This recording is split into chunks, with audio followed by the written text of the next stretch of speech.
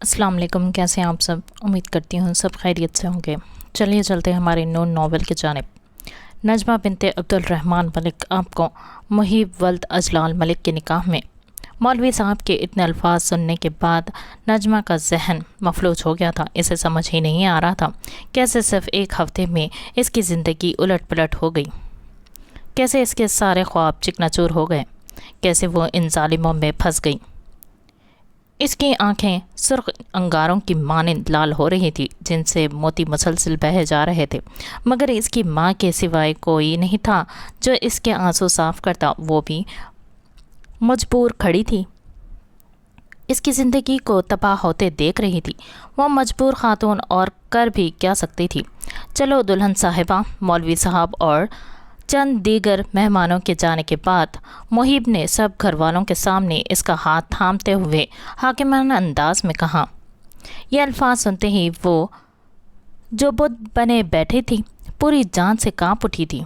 मैं तुम्हारे साथ नहीं जाने वाली, छोड़ो मेरा हाथ। वो नाजुक सिफत पूरी ताकत से इस सितमगर से अपना हाथ छुड़वाने की कोशिश करने लगी। जाना तो तुम्हें पड़ेगा, कतई अंदाज में भरम से कहते हुए इसने नजमा का हाथ खींचना शुरू कर दिया था। मॉम बचाएं मुझे, मुझे नहीं जाना इस घटिया इंसान के साथ। मॉम, इसकी चीखों से पूरा लाउंज गूंज रहा था। जाना तो पड़ेगा क्योंकि अब मैं तुम्हारा हस्बैंड हूँ। वो फातिहाना मुस्कुराहट चेहरे पर सजाए गोया हुआ। मुहीब, क्या मजाक है ये? तुम्हें अच्छी तरह इल्म है ये शादी इन मकासद के लिए नहीं हुई। मैं इस तवायफ की बेटी को कभी तुम्हारे कमरे की जीनत बनने नहीं दे सकती। मुबशरा बेगम नजमा पर हकारत भरी नज़र डालते हुए अपने बेटे से मुखातिब होकर कतई अंदाज में कहने लगी। मॉम, ये बातें बाद में कर लेंगे, अभी मुझे मेरे कमरे में जाना है। ये पहली बार था जब मुहीब मुबशरा बेगम की किसी बात पर लापरवाही का मुजाहरा कर रहा था। इसका जवाब मुबशरा बेगम को सख्त हैरत में डाल गया था। मुहीब बेटा, तुम्हारी बीवी का हक़ है ये तो, तुम ये हक़ इसे कैसे दे सकते हो? छोड़ दो इसका हाथ, तुम्हारे कमरे की जीनत बनने के काबिल नहीं है ये। इसे इतना बड़ा दर्जा ना दो। दादो अब मज़ीद अपने जान से प्यारे पोते के हाथ में नजमा का हाथ बर्दाश्त नहीं कर पा रही थी। वो नजमा और इसका हाथ जुदा करने की नीयत से आगे बढ़ते हुए बोली। दादो, ये शादी आप ही लोगों ने करवाई है मेरी। वो अपना गुस्सा ज़ब्त कर आवाज़ को बक़द्रे नॉर्मल रखने की कोशिश करते हुए गोया हुआ। डैड प्लीज़ समझाएं इन सबको। आप बखूबी जानते हैं मुझे ये ख्वामख्वाह के तमाशे पसंद नहीं हैं। इसकी आवाज़ धीमी थी मगर लहजा बर्फ़ से ज़्यादा सर्द। मुहीब अजलाल मलिक अपने फ़ैसलों में किसी का दखल बर्दाश्त नहीं करता। वो एक निगाह लाउंज में मौजूद तमाम लोगों पर डाले हुए सख्त लहजे में एलानिया कहकर नजमा का नाजुक हाथ पकड़कर खींचते हुए सीढ़ियों की जानिब बढ़ने लगा। छोड़ो मुझे, मैंने कहा छोड़ो। मॉम बचाए। वो अपनी पूरी जान लगाकर इस जालिम की गिरफ्त से अपना हाथ छुड़वाने की कोशिश कर रही थी। इसके हाथों की कुछ लाल चूड़ियाँ इस एहतजाज में टूट कर ज़मीन पर बिखर गई थी तो कुछ इसके खूबसूरत हाथों को ज़ख्मी कर रही थी। बहुत हो गया, वो गुस्से से जज्ब होकर कहता हुआ रुका। अगले ही लम्हे इसने झुककर नजमा को अपने कंधे पर पूरी तरह उठा लिया था। इस बेबस लड़की की चीखें पूरे घर में गूंज रही थी मगर इसकी मदद करने वाला कोई नहीं था। एक हफ्ते की तो बात है, फिर मैं वापस आ जाऊंगी, फिर शादी की सारी शॉपिंग एक साथ करेंगे। नजमा ने मुस्कुराते हुए ज़ारून को देखकर कहा। यार, मुझे अभी भी तुम्हारा वहाँ अकेले जाना ठीक नहीं लग रहा। इस खूबरू नौजवान के चेहरे पर परेशानी व खौफ के तासुर नुमाया थे। इसके लहजे में फ़िक्र का अंसर झलक रहा था। वो दोनों हाथ सीने पर बांधे दीवार से टेक लगाए नजमा को सूटकेस तैयार करता हुआ देख रहा था। ओहो, इतना परेशान क्यों हो रहे हो? मॉम की कॉल आई थी 2 हफ्ते पहले। बहुत मिस कर रही हैं मुझे। साथ साथ बहुत इसरार कर रही थी कि मैं पाकिस्तान वापस आऊँ, कम से कम अपने कज़न की शादी में शिरकत ही कर लूँ। एक वक्त मैंने इन्हें टालने की सोचा भी और टाल भी दिया था, मगर फिर कल रात बड़े अब्बू की कॉल आई थी। इन्होंने भी बहुत इसरार किया। मैं तो अभी तक इसी शौक में हूँ कि बड़े अब्बू ने खुद मुझसे कहा कि बेटा, अपने भाई की शादी में शिरकत नहीं करोगी? यकीन मानो, इस लम्हे मुझे लगा मैं रो दूँगी। इन्होंने ज़िंदगी में पहली बार मुझे اتنی اچھی طرح بات کی ہے، میں انہیں منع نہیں کر سکی، ویسے بھی اب بہت سال گزر چکے ہیں۔ نجمہ نے اس کی جانب دیکھتے ہوئے مسکرا کر کہا۔ وہ دل کی صاف تھی، شاید اسی لیے اسے دوسری جانب بھی سب اچھا ہی نظر آ رہا تھا۔ مجھے پتا نہیں کیوں ٹھیک نہیں لگ رہا تمہارا وہاں اکیلے جانا، میری مانو، مجھے ساتھ لے چلو، وہ کافی زور دیتے ہوئے کہنے لگا۔ نہیں نہیں، تمہیں وہاں اپنے ساتھ لے جانا ابھی ٹھیک نہیں ہوگا۔ میں نے موم سے ابھی تک تمہارے بارے میں بات نہیں کی ہے، پہلے میں وہاں جا کر حالات کا جائزہ لوں گی، پھر موم سے بات کرنے کے بعد تمہیں ان سے ملنے کے لیے کسی ریسٹورنٹ میں بلا لوں گی۔ میں نہیں چاہتی تم ملک مینشن آؤ۔ پرانی تلخ یادوں نے جیسے اسے گھیر لیا تھا، وہ آخری جملہ خاصا مفاہمانہ انداز میں منہ بسوڑتے ہوئے بول رہی تھی۔ زارون سمجھتا تھا اسے، اسی لیے مزید کوئی بحث نہ کی۔ ٹھیک ہے، میں انتظار کروں گا، وہ اداس لہجے میں اس بات میں سر ہلاتے ہوئے کہنے لگا۔ ویسے ایک ہفتے میں کتنے دن ہوتے ہیں؟ وہ بیڈ پر آ کر بیٹھتے ہوئے معصومیت چہرے پر سجائے نجمہ کو دیکھ استفسار کرنے لگا۔ 7 دن، وہ مسکراتے ہوئے اس کا اداس چہرہ دیکھ جواب دے ہوئی۔ 7 دن؟ اف میرے اللہ، میں کیسے رہوں گا یار، یہ تو بہت زیادہ ہیں۔ پھر ہماری شادی کی بھی ابھی تیاری نامکمل ہے، کیوں نہ تم صرف 3 دنوں کے لیے چلی جاؤ؟ اس کی آنکھوں میں چمک ابھری تھی یہ آئیڈیا دیتے ہوئے۔ زارون، ایک ہفتے کی ہی تو بات ہے، دیکھنا یوں گزر جائے گے، ویسے بھی تم کون سا روز میرے اپارٹمنٹ کے چکر لگاتے ہو؟ وہ کپڑے ہینگنگ سے نکال کر سوٹ کیس میں سلیقے سے رکھتے ہوئے اس کی جانب دیکھ کر شکواتن گویا ہوئی۔ تو کیا ہر 3-4 گھنٹے بعد کال تو کرتا ہوں نا، وہ خاصا جتاتے ہوئے جواب شکوہ دینے لگا، جسے سن وہ مسکرا دی۔ اچھا انکل کو یاد سے بتا دینا، میں جلدی میں انہیں بتانا ہی بھول گئی۔ نجمہ کو کپڑے نکالتے وقت اچانک زارون کے والد کی یاد آئی تھی، جس پر اس نے تیزی سے اپنے سامنے موجود خوبرو جوان کو دیکھ کر کہا۔ اوکے، ویسے تمہیں ڈیڈ سے بات کرنی چاہیے تھی، اتنا بڑا فیصلہ لینے سے پہلے، وہ آنکھیں چھوٹی کرتے ہوئے مشورتاً گویا ہوا۔ ہاں، پر مجھے یقین ہے انکل مجھے میرے فیصلے خود کرنے دیں گے، جیسے آج تک کرنے دیے۔ وہ مجھے تمہاری طرح روکنے کی کوشش نہیں کریں گے، وہ بڑی بڑی آنکھیں دکھاتے ہوئے تیزی سے بولی۔ اچھا بھائی، نہیں کر رہا تمہیں روکنے کی کوشش، مگر پلیز یار مجھ سے وہاں جانے کے بعد مکمل رابطے میں رہنا، وہ منتی انداز میں کہنے لگا، جس پر وہ مسکراتے ہوئے اس بات میں سر ہلانے لگی۔ اوکے باس۔ ہم باس کہاں، باس تو آپ ہیں میڈم، وہ شکوتاً منہ بسور کر کہنے لگا۔ اگر ہم ہوتے تو اس وقت آپ یہ پیکنگ نہ کر رہی ہوتی۔ اچھا، جانے سے قبل اپنے ہاتھ کی بریانی ہی کھلا دو ایک ہفتے تک، ورنہ ترسنا پڑے گا مجھے غریب کو، وہ بھولا سا چہرہ بنائے فرمائش کرنے لگا۔ اب میں جانے کی پیکنگ کروں یا تمہارے لیے بریانی بناؤں؟ وہ ایک ہاتھ کمر پر ٹکا کر منہ بگاڑتے ہوئے بولی۔ یار بنا دو نا، بہت دل چاہ رہا ہے، اس نے لچکدار انداز میں اپنی فرمائش پر زور دیا تھا۔ اچھا اب اتنا کیوٹ فیس مت بناؤ، بناتی ہوں ابھی، بہت محبت تھی اسے زارون سے، اور کیوں کر نہ ہوتی، وہ پوری دنیا میں جازی کے بعد اس کا واحد دوست تھا۔ جازی کے بعد آج تک اس نے ایک ہی دوست بنایا تھا، اور وہ تھا زارون، اس کا سکھ دکھ کا ساتھی۔ زارون کے سامنے نجمہ کی پوری زندگی کھلی کتاب کی مانند تھی، شاید یہی سبب تھا کہ وہ بالکل فری ہو کر اس سے اپنی ہر بات شیئر کر لیتی تھی۔ زارون اس کی فیلنگز کو سمجھتا تھا، اور یہی بات اسے نجمہ کی زندگی میں اولین درجے پر رکھتی تھی۔ کیا بریانی بنائی ہے یار، دل چاہ رہا ہے ہاتھ چوم لو تمہارے، وہ پہلا لقمہ کھاتے ہی نجمہ کا ہاتھ پکڑ کر چومنے کی نیت سے اپنے ہونٹوں کے نزدیک لے جاتے ہوئے بولا۔ زارون، اس نے احتجاجاً اپنی آنکھیں بڑی کرتے ہوئے اسے گھورا۔ اس شرارتی لڑکے کی آنکھوں میں شوخی مچل رہی تھی، جسے نجمہ نے پڑھ لیا تھا۔ اچھا بھائی، وہ ہاتھ آہستہ سے نیچے کی جانب کرتے ہوئے منہ بسورنے لگا تھا۔ ہاتھ تو چھوڑو، وہ اپنا ہاتھ چھڑوانے کی ہلکی سی کوشش کرتے ہوئے کہنے لگی۔ مجھے بھی کھانا ہے۔ زارون نے اس کی بات کو مکمل اگنور کرتے ہوئے اس کا ہاتھ تھامتے رکا تھا، اور دوسری ہاتھ سے چمچے میں چاول بھر کر منہ میں ڈالے، جس پر نجمہ نرمی سے احتجاج کہنے لگی۔ تو کھا لو، میں نے روکا تھوڑی ہے۔ सीधा हाथ फ्री है तुम्हारा। वो हाथ छोड़ने का इरादा नहीं रखता था। शादी के बाद भी ऐसे ही हाथ पकड़कर खाना खाना, फिर मानूंगी कि मोहब्बत करते हो मुझसे। वो चैलेंज देने वाले अंदाज में शरारत भरे निगाहें इसके वजूद पर डाले बोली। सिर्फ हाथ, वो ज़ूमानी अंदाज में कहकर इसके हसीन सरापे को तकने लगा, जिस पर वो झींप कर नजरें झुका गई थी। उफ, ऐसे ना शर्माया करो, मेरे दिल पर बिजलियां गिराता है तुम्हारा यूं शर्माना। वो फिदा फिदा नज़रों से इसे तकते हुए कहने लगा। तुम खाना खाओ। इसके गाल गुलाबी गुलाबी से हो गए थे।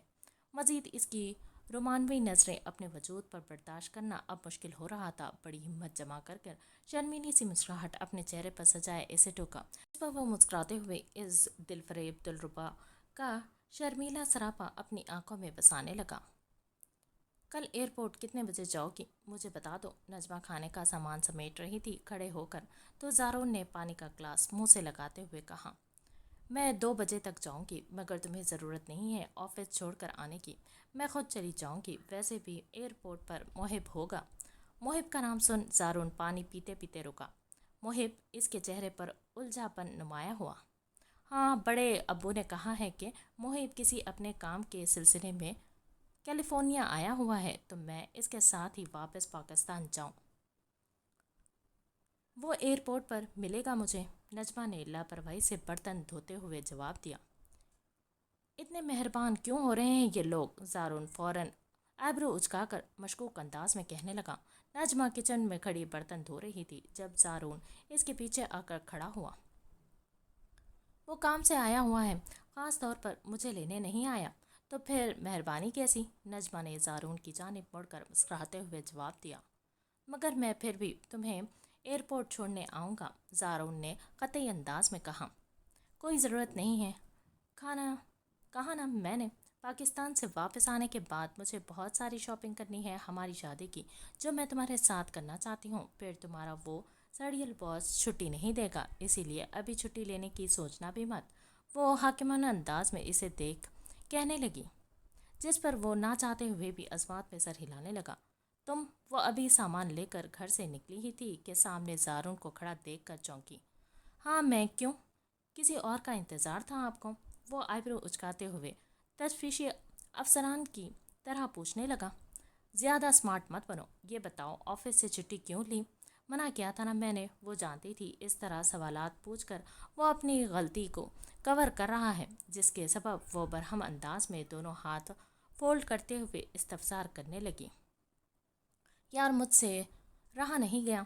वो दुनिया जहाँ की मासूमियत चेहरे पर सजाए गोया हुआ, मुकाबिल की आंखों में मोहब्बत झलक रही थी। वो कैसे नज़रअंदाज कर देती अपनी खफगी में। इसीलिए मज़ीद कोई बहस न की। वो जानती थी बहुत मुश्किल होने वाला है ये एक हफ़्ता। इससे बात किए बग़ैर एक दिन गुजारना मुश्किल है, फिर यहाँ तो बात पूरे एक हफ़्ते की थी। वो खुद भी खुशी व गमी की मिली जुली कैफियत से दो चार थी। खुशी के इतने सालों बाद अपनी माँ और ख़ानदान वालों से मिलेगी। गम फ़ख्त इतना कि सामने खड़े इस खूबरू नौजवान को एक हफ्ते तक देख नहीं सकेगी। क्या हुआ, कुछ ज़्यादा ही खूबसूरत लग रहा हूँ क्या आज। वो इसकी आंखों में उभरती मोहब्बत को भांप गया था, इसीलिए शौक़ी से इसके करीब आकर इस्तफसार करने लगा। बंदर लग रहे हो पूरे। इसकी शौक निगाहों पड़ते ही वो तेज़ी से अपने चेहरे के तासुरात बदल गई थी। मुंह बसर कर कहती हुए अपने चेहरे पर आने वाली आवारा लट को फूंक मारकर एक अदा से इतराते हुए बराबर से गुजर कर लिफ्ट की जानिब बढ़ने लगी। वो इसकी इन्हीं दिलफरेब अदाओं पर ही तो अपनी जान बांटता था। मुस्कुराते हुए सर झटक कर सूटकेस का हैंडल पकड़कर खींचने लगा। पूरे रास्ते बस इसके वजूद को ही दीवानों की तरह तकता रहा। चलो, अपना ख्याल रखना। पता नहीं क्यों यार, मेरा दिल अभी भी मुतमईन नहीं है तुम्हें वहाँ भेजने पर। वो एयरपोर्ट के वेटिंग रूम में इसका हाथ पकड़कर फिक्रमंद लहजे में कहने लगा। पता नहीं क्यों, मगर दिल तो नजमा का भी बहुत उदास हो रहा था। एक अनजाना सा ख़तरा महसूस कर रही थी वो, मगर ज़ारून से इसका जिक्र ना किया, क्योंकि वो वाक़िफ़ थी फिर ज़ारून जाने नहीं देगा, चाहे वो कितनी ही ज़िद कर ले।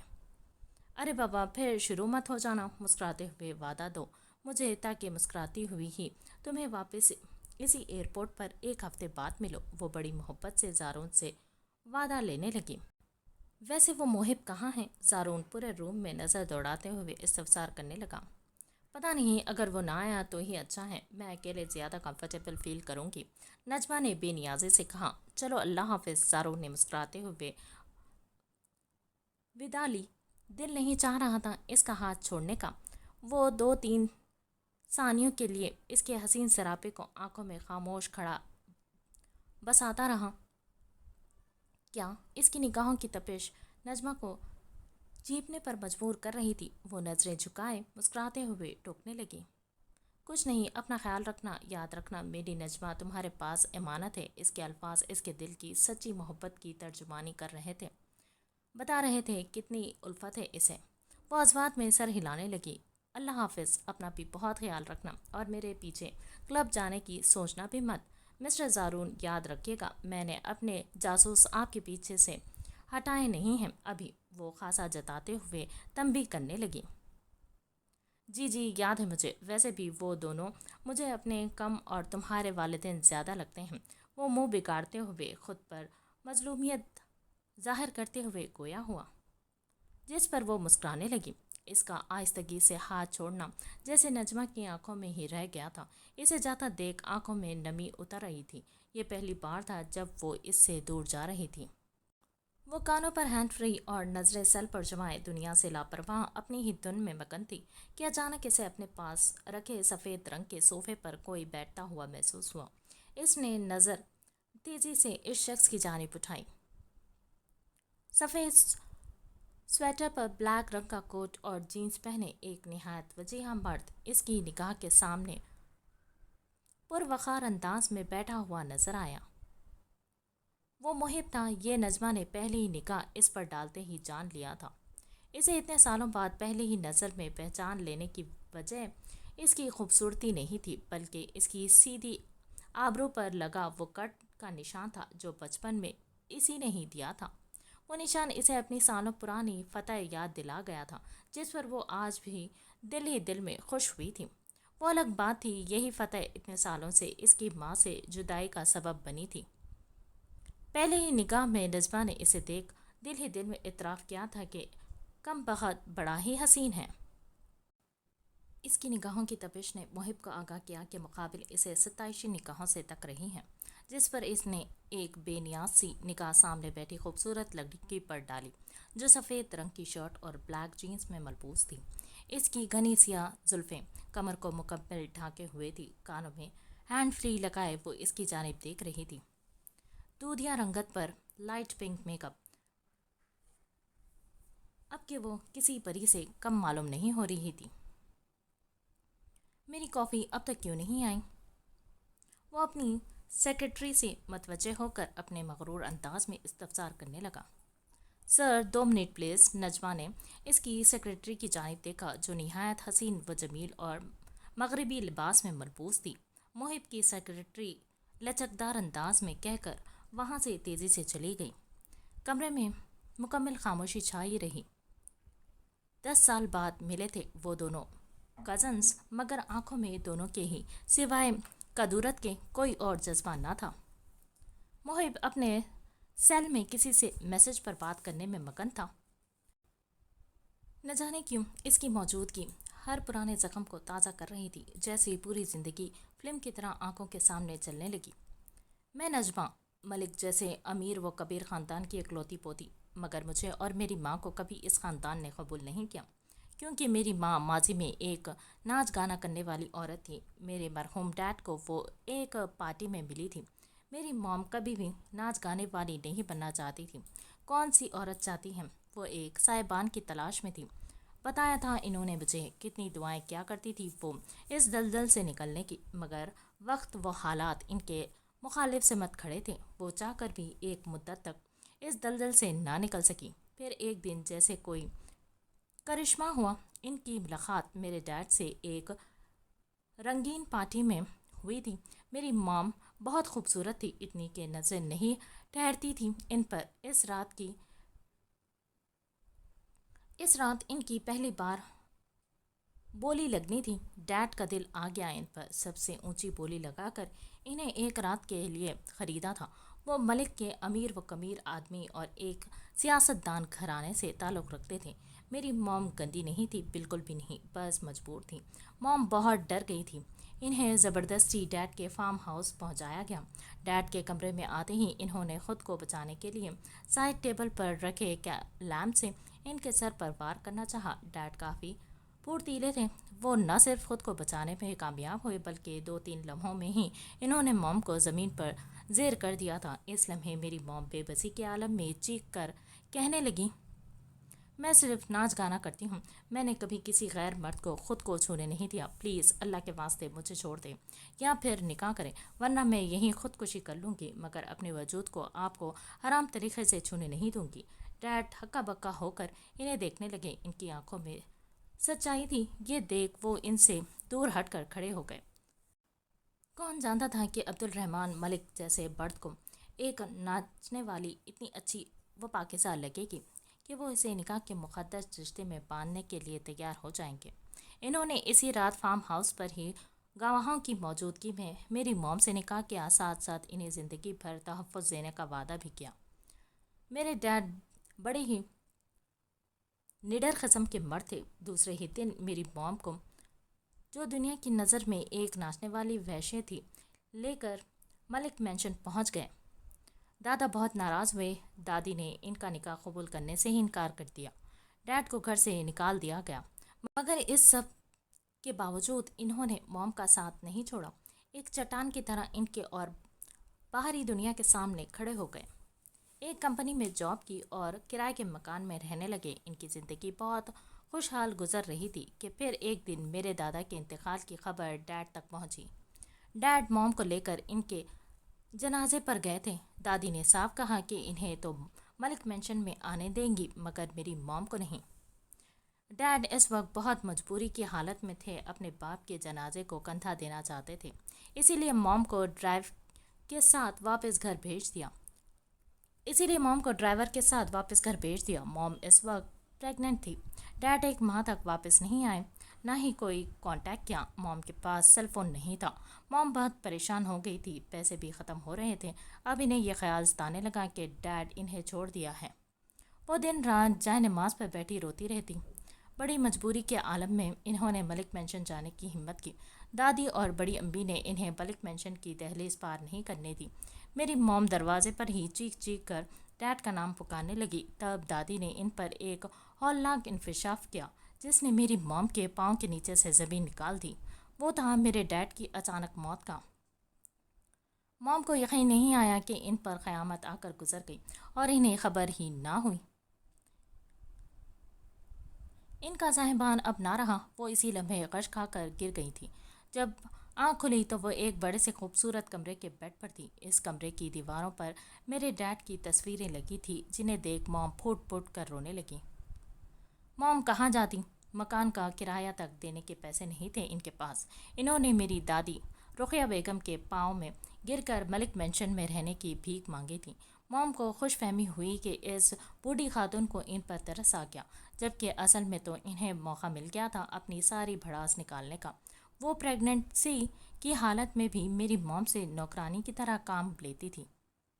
اور صرف وہی کیوں، ملک مینشن کے تمام ہی افراد میری موم کو ایک نوکرانی کی طرح ٹریٹ کرتے، جس پر وہ بیچاری کچھ نہ کہتی، صرف رات میں بیٹھ کر روتی رہتی۔ پھر میں پیدا ہوئی۔ میرے اور محب کی دشمنی اسی دن سے شروع ہوئی۔ وہ مجھ سے پورے 10 سال بڑا تھا۔ میں نہیں جانتی کیوں مگر محب مجھ سے سخت نفرت کرتا تھا اور باقی گھر کے افراد بھی، سوائے جازا کے۔ محب اور جازا میرے بڑے ابو کے بیٹے، دونوں بھائی، مگر مزاج میں زمین و آسمان کا فرق۔ جہاں محب میری موم کو ناچنے والی کہہ کر بلاتا تھا، وہی جازا انہیں بہت تمیز سے چاچی کے کہہ کر مخاطب کرتا۔ محب کی سالگرہ کا دن تھا۔ وہ پورے 19 سال کا ہو گیا تھا اور میں 9۔ عجیب اتفاق ہے، لیکن ہم دونوں ہی 23 اگست کو پیدا ہوئے۔ موم نے بڑی محبت سے محب کے لیے کیک تیار کیا اور اسی کیک کے بچے ہوئے سامان سے میرے لیے بھی ایک چھوٹا کیک بنا دیا۔ وہ رات مجھے آج بھی اپنی آنکھوں کے سامنے گھومتی ہوئی نظر آتی ہے۔ جب محب نے میری موم کا بنایا ہوا کیک سارے مہمانوں کے سامنے اٹھا کر زمین پر پھینک دیا اور سب کے سامنے انہیں وحشیہ کہہ کر ذلیل کرنے لگا۔ میرے تن بدن میں آگ لگ گئی تھی. مجھ سے برداشت نہیں ہوا اس کا میری موم کو پوری بھری محفل میں ذلیل کرنا، جبکہ کوئی معقول وجہ بھی نہیں تھی اس کی اس ذلیل حرکت کی. پھر کیا تھا، آخر ہوں تو میں بھی ملک ہی نا، رگوں میں تم میرے بھی انہی کا خون دوڑتا ہے. میں کچن میں گئی، وہاں مجھے کینچی رکھی نظر آئی. میں اٹھا کر باہر لان میں آئی.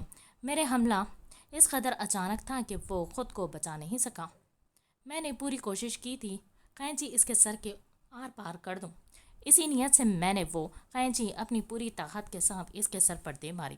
دیکھنے والوں کے لیے یقین کرنا مشکل تھا کہ ایک 9 سالہ بچی ایک 19 سال لڑکے پر قاتلانہ حملہ کر رہی ہے. محیب اسی وقت زمین پر گر گیا اور اس کے سر سے خون کے فوارے نکلنے لگے. مجھے یقین جانیے ذرا بھی افسوس نہیں تھا اپنے اس عمل پر. مجھے فوراً ہی بڑے ابو نے ایک زوردار تھپڑ مارا جس سے میں زمین بوس ہوئی. مجھے میری موم نے جلدی سے آ کر زمین سے اٹھایا. تب میں نے پوری ملک فیملی کو پاگلوں کی طرح روتے دیکھا تھا.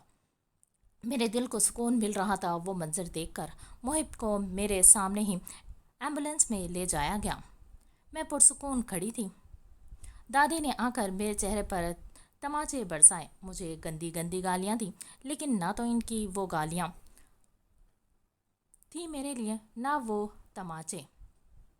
محب پر قاتلانہ حملہ کرنے پر دادی نے پولیس کو بلوا لیا.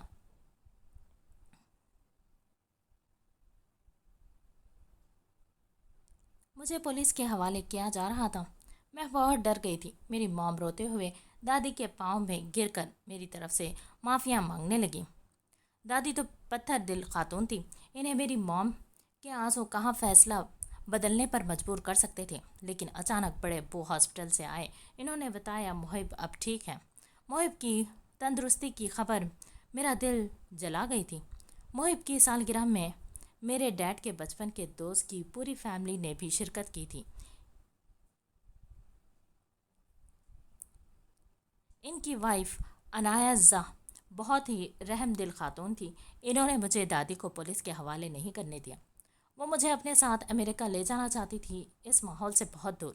میری موم کو ملک مینشن میں میرا کوئی فیوچر نظر نہیں آ رہا تھا.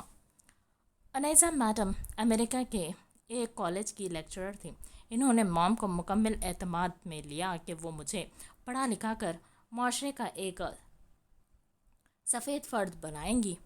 میری موم بہت مجبور تھی. انہیں میرے لیے اس وقت یہی بہتر لگا. کچھ ماہ تک تو میرے لیے باقاعدگی سے پیسے آتے رہے. پھر اچانک پیسے آنا مکمل بند ہو گئے. پھر وجہ معلوم کی تو پتہ چلا بڑے ابو نے اپنی بیماری کے سبب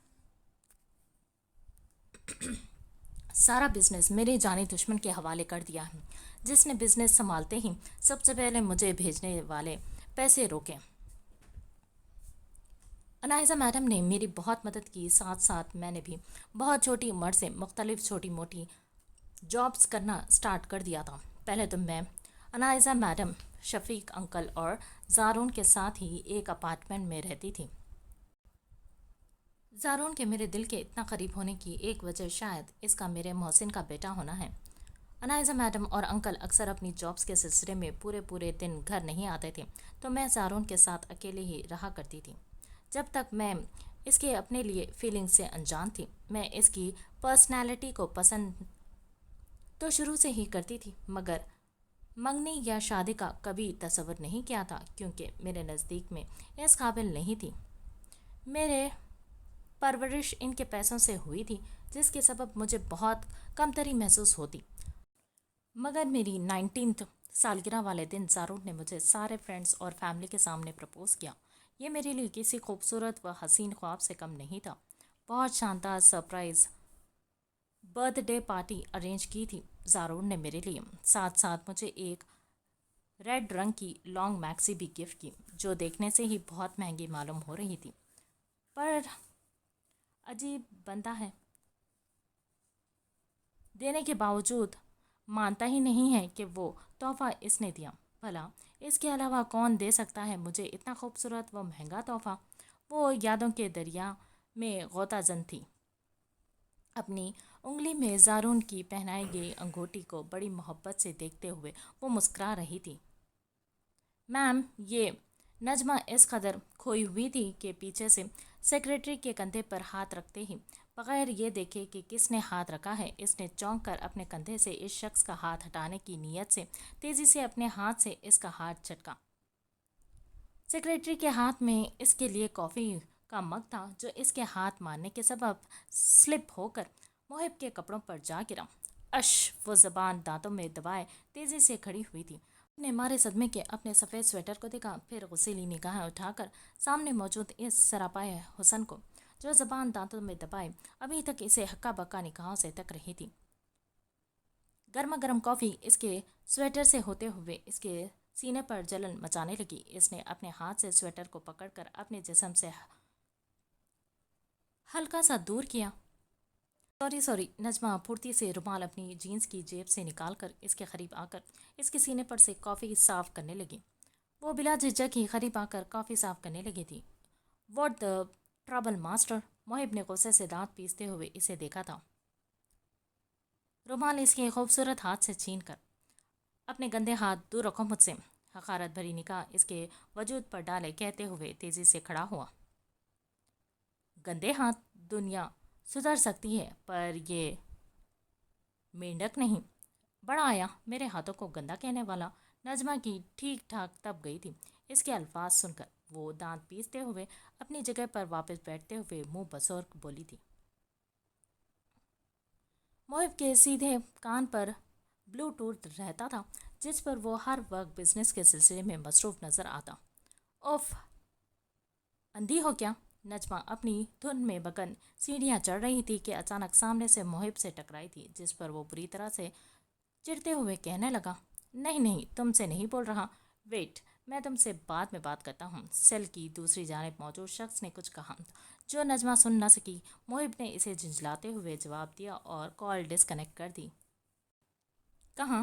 گھر کے ملازمین کے کمرے اوپر نہیں ہیں، بھول گئی یہ کیا؟ نجمہ اسے واپس کال پر بات کرتا دیکھ اوپر کی جانب بڑھنے ہی لگی تھی کہ اس نے تیزی سے بازو پکڑ کر روکتے ہوئے طنزیہ استفسار کیا۔ نجمہ کو دیگر مہمانوں کی طرح گیسٹ روم نہیں دیا گیا تھا ملک مینشن میں رہنے کے لیے، بلکہ اس کے حصے میں وہی چھوٹا سا کمرہ آیا تھا جہاں وہ بچپن میں رہا کرتی تھی، مگر وہ ایک ہفتے کے لیے تو آئی تھی، اسی لیے اتنا خاص اس نے اس بات کو اہمیت نہیں دی۔ مجھے یاد ہے، محب اجلال ملک، اس کا آنکھوں میں آنکھیں ڈال کے بے خوف ہو کر نام لینا محب کے تن بدن میں آگ بھڑکا گیا تھا۔ محب نے اس کے نازک بازو پر پکڑ مزید مضبوط کی۔ تمہاری اتنی مجال؟ وہ جذبس ہو کر اس کے وجود پر غصیلی نگاہیں ٹکائے گویا ہوا۔ ہاتھ ہٹاؤ اپنا یہ رعب و دبدبا ان لوگوں کو دکھاؤ جو تمہارے پیسوں پر پلتے ہیں۔ Okay now please excuse me. وہ محب کی گہری نیلی آنکھوں میں جھانکتے ہوئے ایک جھٹکے سے اپنا بازو اس کی گرفت سے آزاد کر کے اپنے لہجے کو حتمی امکان نارمل رکھتے ہوئے طنزیہ مسکراہٹ لبوں پر سجائے کہنے لگی۔ وہ اس نازک صفت لڑکی کی جرأت پر حیران رہ گیا۔ اس طرح آنکھوں میں آنکھیں ڈال کر کبھی کسی نے اس کا نام نہیں لیا تھا۔ تمہیں نہیں لگتا تمہاری زبان حد سے زیادہ چل رہی ہے؟ وہ اتراتے ہوئے ابھی ایک قدم بڑھی بھی نہ تھی کہ محب نے اس کا بازو دبوچ کر اپنی جانب موڑا۔ وہ برف کی طرح سرد لہجے میں استفسار کرنے لگا۔ اس کی آنکھیں اس کے غصے کے بتا دے رہی تھی۔ اور آپ کو نہیں لگتا آپ کے ہاتھ حد سے زیادہ چل رہے ہیں؟ وہ ترکی پترکی مار رہی تھی۔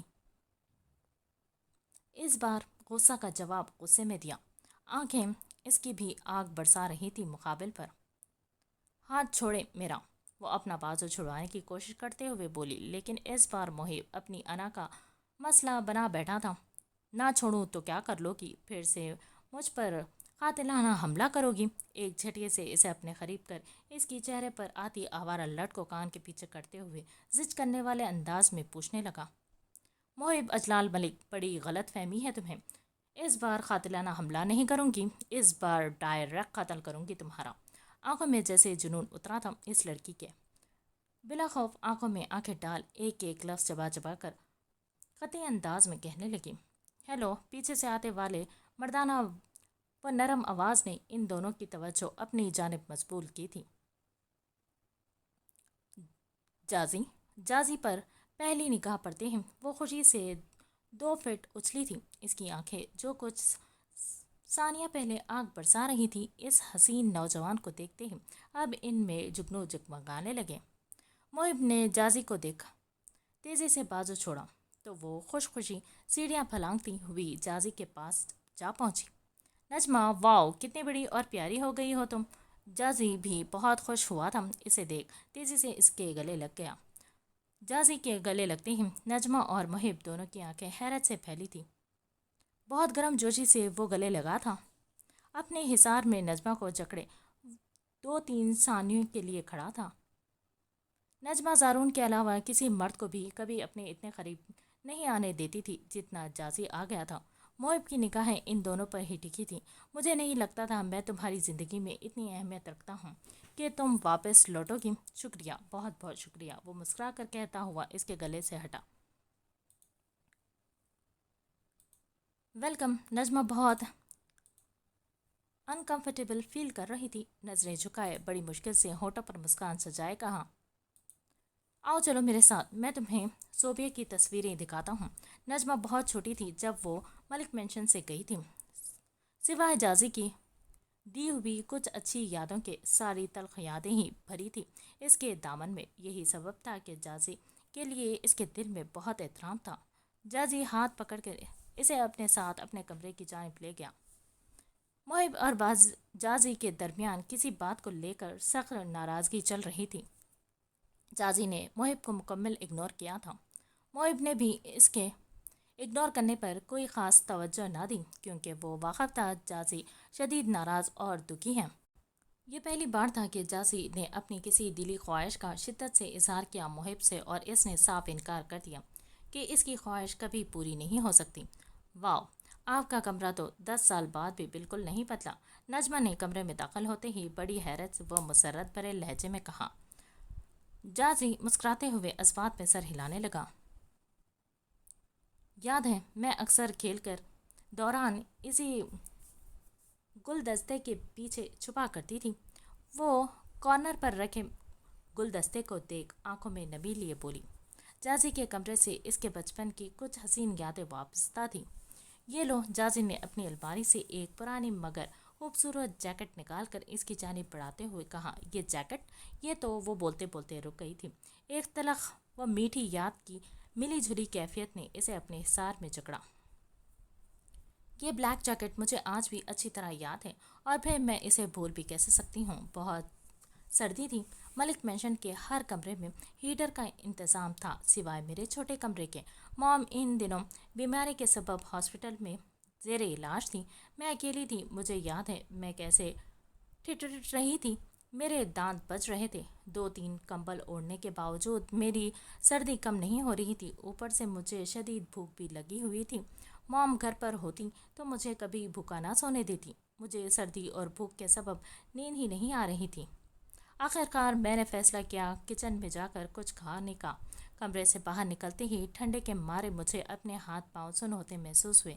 मैं ऐसी हालत में अपने वजूद में हिम्मत जमा करके किचन में पहुंची। वहां मुझे फ्रिज में मोहिब का छोड़ा हुआ चीज़ बर्गर नज़र आया। मुझसे रहा नहीं गया और मैंने फ्रिज से निकाल कर ठंडा खा लिया। घर के सारे मुलाजमीन भी मुझे एक नौकरानी की बेटी की तरह ट्रीट करते थे।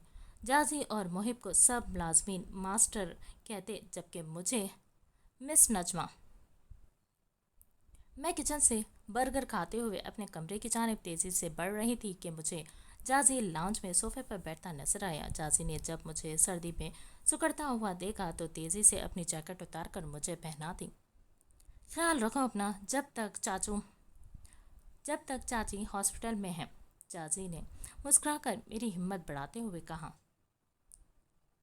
कहीं जा रहे हैं आप? हाँ, मेरा मैच है कल स्कूल में, इसके लिए कोच ने मुझे बुलाया है प्रैक्टिस करने के लिए। हर बार की तरह निहायत नरमी से जवाब दिया। ओह, अगर आप बाहर जा रहे हैं तो आप ये वापस पहन लें वरना आपको सर्दी लग जाएगी, मैंने जैकेट उतारते हुए कहा। नहीं नहीं, तुम पहन रहो, मैं किसी मुलाजिम से कहकर दूसरी मंगवा लेता हूँ अपने लिए।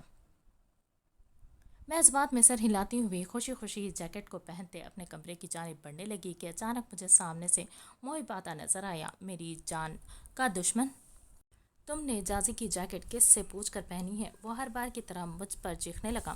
اس نے جیکٹ مجھ سے چھین لی اور زمین پر پھینکتے ہوئے ملازم کو آواز دے کر حاکمانہ انداز میں کہا، یہ جیکٹ اس لڑکی نے گندی کر دی ہے، اسے جلا دو۔ مجھے سمجھ نہیں آیا صرف میرے پہننے سے وہ جیکٹ کیسے گندی ہو گئی، اور اگر گندی ہو گئی ہے تو پھر مجھے ہی دے دے۔ جلا کیوں رہا ہے وہ ظالم؟ جلوا کیوں رہے ہیں آپ؟ مجھے دے دے، مجھے ویسے بھی اس کی ضرورت ہے، میں نے منتی انداز میں کہا۔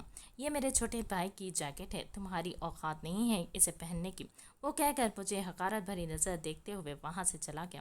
اس جیکٹ کے چھیننے سے کہیں زیادہ اس کی نگاہیں کی حقارت نے اذیت پہنچائی تھی میری ننھی سی روح کو۔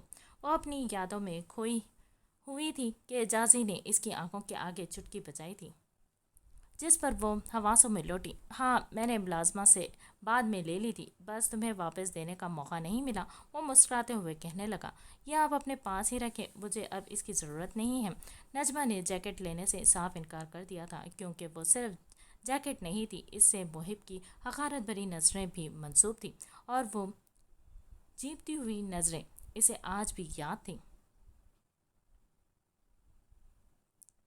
وہ تکلیف جو 10 سال پہلے اس نے محسوس کی تھی، وہ آج بھی ویسے ہی تکلیف محسوس کر رہی تھی۔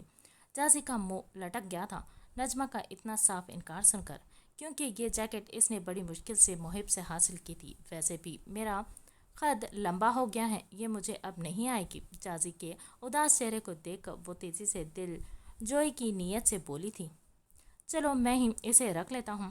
وہ اداسی سے مسکراتے ہوئے جیکٹ لے کر الماری کی جانب بڑھ گیا۔ شادی کی تیاریاں اپنے عروج پر تھیں، پورا ملک مینشن دلہن کی طرح سجا تھا۔ وہ اپنے کمرے میں بیٹھی زارون کی کال کا ویٹ کر رہی تھی۔ زارون نے کہا تھا وہ گھر پہنچ کر آرام سے کال کرے گا۔ ارے نجمہ، اکیلے اپنے کمرے میں کیوں بیٹھی ہو؟ باہر گارڈن میں چلو، سارے مہمان آ گئے ہیں۔ اسے کمرے میں تیار ہونے کے باوجود اکیلا بیٹھا دیکھ کر عروسہ بیگم مسکراتے ہوئے بولی، مام، مجھے آپ سے بہت ضروری بات کرنی ہے۔ نجمہ کو ابھی تک موقع نہیں مل پایا تھا زارون سے شادی کے متعلق اپنی ماں سے بات کرنے کا۔ وہ جب سے آئی تھی اپنی ماں کو نوکرانیوں کی طرح کام کرتا دیکھ رہی تھی، جو اسے ناگوار بھی گزر رہا تھا۔ ان کی جانب تیزی سے آ کر ہاتھ تھامتے ہوئے بولی، ابھی مجھے بہت کام ہے بچہ، بس یہ شادی ہو جائے پھر ہم آرام سے بیٹھ کر بات کر لیں گے۔ وہ بڑی محبت سے جواب دے رہی تھی، مام پلیز چھوڑ دے اپنی ضد اور میرے ساتھ امریکہ چلیں ہمیشہ کے لیے۔ میں بہت محنت کروں گی، میں آپ کو آپ کے نام کی چھت دوں گی، جہاں آپ آرام سے رہ سکیں، جہاں آپ کو ملازموں کی طرح کام نہ کرنا پڑے۔ وہ ابھی روحانسی لہجے میں بول ہی رہی تھی کہ عروسہ بیگم اس کی بات کاٹتے ہوئے، نہیں میرا بچہ، میں نہیں چاہتی میں زندگی بھر تم پر بوجھ بن کر رہوں۔ مجھے اندازہ ہے تم وہاں پہلے ہی کتنی محنت سے پیسے کما کر اپنی اسٹڈیز اور اپارٹمنٹ کا خرچہ اٹھا رہی ہوں۔ ویسے بھی میں یہاں بہت خوش ہوں، مجھے پتا ہے آپ یہاں کتنا خوش ہیں۔ وہ تیزی سے جتاتے ہوئے بولی، مام بس کچھ سال اور میں اپنی اسٹڈی کمپلیٹ کر لوں، پھر مجھے یقین کسی اچھی سی کمپنی میں جاب مل جائے گی۔ بس ایک بار میں اپنے پاؤں پر کھڑی ہو جاؤں، پھر میں آپ کی ایک نہیں چلنے دوں گی، اور آپ کو اپنے ساتھ یہاں سے بہت دور لے جاؤں گی۔ آپ دیکھیے گا، آپ بھی بڑی امی کی طرح آرام سے اے سی والے روم میں صوفے پر بیٹھ کر ریموٹ ہاتھ میں پکڑے ٹی وی دیکھا کریں گی، اپنے پسند کے اسلامی چینل، اور کسی کی ہمت نہیں ہوگی آپ سے ٹی وی کا ریموٹ چھیننے کی۔ کوئی آپ پر آرڈر نہیں چلائے گا، نہ کوئی آپ کو برا بھلا کہے گا، نہ آپ کو کسی کے گندے کپڑے دھونے پڑیں گے، نہ کسی کی حقارت بھری نظر برداشت کرنا پڑے گی۔ بس کچھ سال اور سب بدل جائے گا۔ آپ کی یہ بیٹی آپ کو بیٹا بن کر دکھائے گی، ایسا بیٹا جس پر آپ کو فخر ہو۔ وہ اپنی ماں کا ہاتھ نہایت احترام سے و محبت سے چومتے ہوئے پرعزم انداز میں گویا ہوئی، خدا تمہیں بہت کامیابی دے، مگر میرا بچہ، میں نے اپنی زندگی جیسے تیسے گزار لی ہے، مجھے اب صرف تمہاری فکر ہے۔ بس ایک بار جازی کی شادی کی تقریبات سے فارغ ہو جاؤں، یہ سب، پھر میں تمہاری دادی اور بڑے ابو سے تمہاری کسی اچھی جگہ رشتے کی بات کرتی ہوں، تمہیں تمہارے گھر کا کر دوں، پھر سکون سے مر سکوں گی۔ وہ اطمینان بخش انداز میں کہنے لگی۔ نجمہ ان کا چہرہ دیکھتی کی دیکھتی رہ گئی تھی۔ جب انسان مرنے کو اپنا سکون تصور کرنے لگے تو آپ جان لیں اس کی زندگی کس قدر اذیتوں کا و تکلیفوں سے بھری ہوئی ہے۔ नजमा वाकिफ थी अपनी माँ की हर तकलीफ से, मगर बहुत मजबूर थी वो। आंखों में आंसू उमड़ आए थे, अपनी माँ के सीने से लग गई। शदीद नफरत हो रही थी इसे इस मलिक मेंशन के लोगों से, जिन्होंने मुलाजमीन से बदतर सलूक किया था इसकी माँ के साथ। मुलाजमीन को तो फिर खिदमत के पैसे मिलते हैं, इन्हें क्या मिला था इतने सालों से। इसकी आंखों का लाइनर रोने के सबब चेहरे पर फैल गया था। चलो रोना बंद करो, सारा लाइनर फैला लिया है तुमने अपना, चलो गुड गर्ल, आंसू साफ करो अपने। अरूसा बेगम निहायत मोहब्बत से इसे सीने से हटाकर इसके आंसू साफ करते हुए बोली। नजमा हैरान थी इनके चेहरे पर सजी प्यारी सी मोहब्बत भरी मुस्कान देख। इन्हें क्यों गुस्सा नहीं आता था इसकी तरह? वो क्यों किसी को कभी बुरा भला नहीं कहती? वो क्यों हर वक्त बस चेहरे पर मुस्कान सजाए ये देखना की ख्वाहिश करती है कि सब ठीक है? वो क्यों कभी अपना गम नहीं बांटती? नजमा इन्हें देख दिल ही दिल में तड़प रही थी। इसकी ज़िंदगी का मकसद सिर्फ अपनी माँ को एक अच्छी ज़िंदगी देना था। वो हमेशा सोचा करती थी कि कोटे पर पैदा होना क्या इसकी माँ का कसूर था? लोग ये तो देखते हैं कि इसकी माँ कोठे की एक नाच गाना करने वाली थी, मगर कोई ये क्यों नहीं देखता कि अपनी इज्जत बचाने के लिए वो खुदकुशी तक करने के लिए तैयार थी। रूसा बेगम की यही पाकिज़गी तो अब्दुल रहमान मलिक जैसे इंसान को इनका कदरदान बना गई थी। ओ तो यहाँ है मैडम साहिबा, और मैं पागलों की तरह पूरे घर में ढूंढती फिर रही हूँ। पीछे से आने वाली तंजिया व गुस्सेली आवाज़ पर अरूसा बेगम फ़ौरन पलटी थी। मैं बस नजमा को लेकर आ रही थी, वो झीपे झीपे लहजे में कहने लगी। नजमा के शिरकत न करने से बाहर होने वाला फंक्शन नहीं रुक जाएगा, इसीलिए अपनी बेटी को छोड़ो और बाहर जाकर मेहमानों को जूस सर्व करो, वो हकमाना अंदाज में कहती हुई वापस मुड़कर मगरूर अंदाज में चल दी। मुबशरा बेगम की गर्दन में भी तो जैसे सुरिया लगा था, वो भी मुहिब की तरह बहुत मगरूर अंदाज में चला करती थी। इस औरत को तो एक दिन मैं ठीक करूंगी, नजमा ने दांत पीसते हुए कहा। आहिस्ता बोलो, वो सुन लेंगी, उरूसा बेगम डरते हुए बोली। तो सुन ले, मैं डरती नहीं इनसे, वो निडर होकर जवाब दे हुई।